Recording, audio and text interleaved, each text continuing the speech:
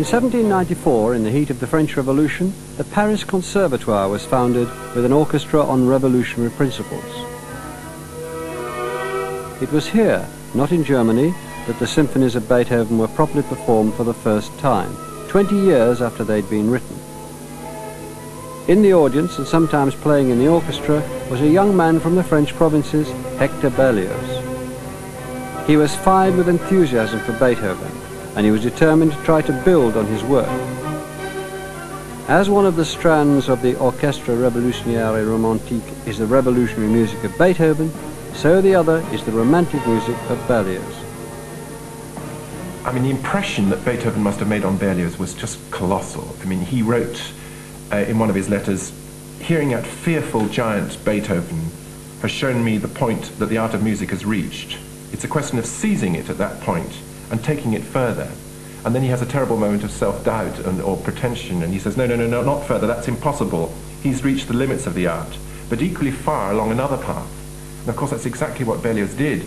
I mean, he's taking Beethoven's example of using this newly transformed, transmogrified animal, the orchestra, the symphony orchestra, as it was evolving in the early years of the 19th century, and extending its expressive range, and writing symphonies in a way that no other Frenchman had dared to do before him.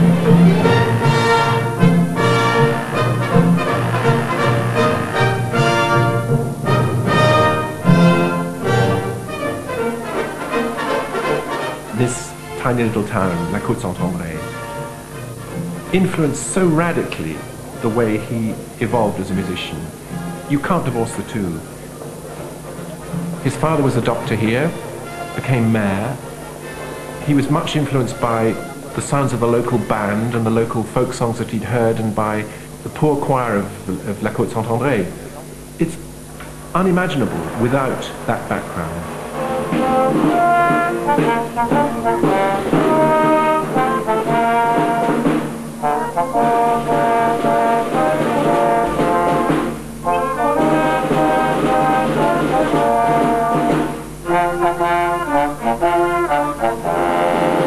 If one can accept the fact that the modern symphony orchestra irons out the ruggedness and tames the crude and raw spirit of a Beethoven, it also applies to Berlioz, because Berlioz exploits a range of expression and a range of timbre and colors even more vividly and even more extremely than does Beethoven.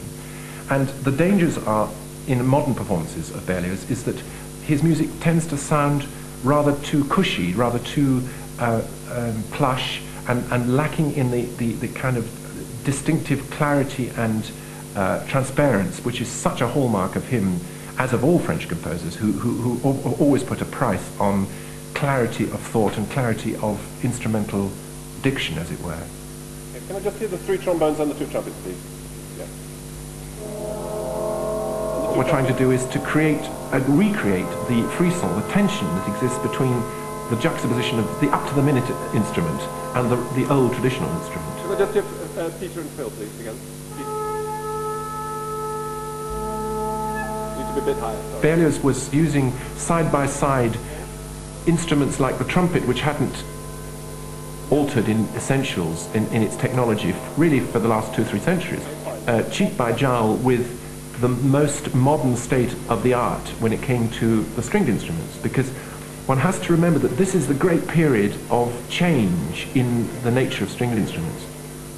And the fascinating thing about a piece like Romeo and Juliet, which is written on such a colossal scale, it's presented as a dramatic symphony, but it's theatrical in every respect, and seems to aspire almost to the condition of opera from time to time, especially in its final scene, that it's also incredibly private and incredibly intimate, so that in the prologue, for instance, you have just a mezzo-soprano singing a cappella or accompanied by a single harp.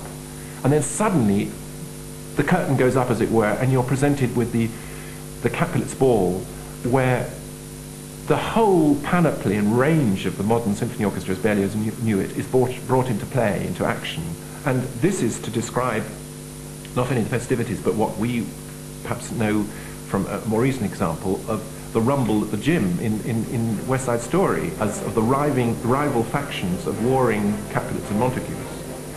And Berlioz is really defiantly saying, this is the power of my orchestra.